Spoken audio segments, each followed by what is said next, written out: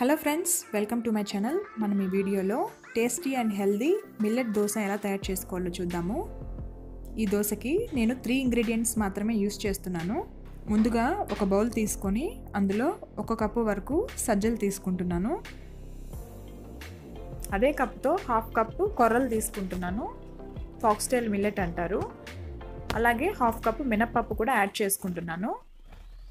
వీటన్నిటిని ఒక 2 సార్లు బాగా వాష్ చేసుకోవాలి.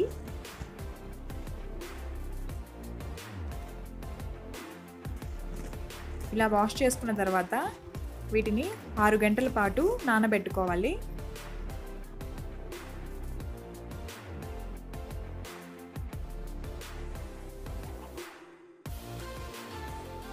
ఆరు గంటల తర్వాత బాగా నానిపోయింది. ఇప్పుడు దీన్ని గ్రైండ్ చేసుకుందాము. ఇప్పుడు ఒక మిక్సీ జార్ తీసుకొని అందులో ముందుగా నానబెట్టి పెట్టుకున్న మిల్లెట్స్ని వేసి గ్రైండ్ చేసుకుంటున్నాను.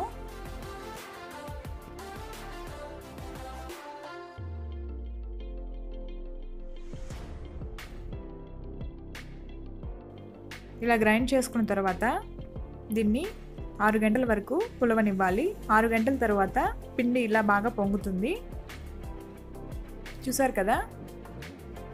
ఇప్పుడు ఈ పిండిలో రుచికి సరిపడా సాల్ట్, కొద్దిగా వాటర్ వేసుకొని దోశ కన్సిస్టెన్సీలో కలుపుకోవాలి.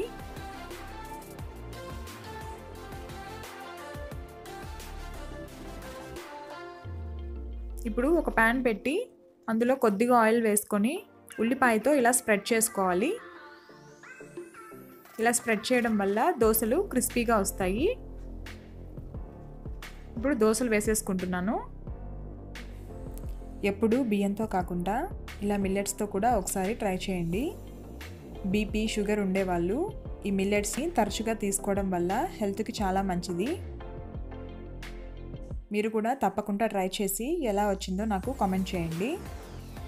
అండ్ నా ఛానల్ని ఫస్ట్ టైం కానీ చూస్తున్నట్లయితే లైక్ చేసి సబ్స్క్రైబ్ చేసుకోవడం మాత్రం మర్చిపోకండి. Thanks for watching.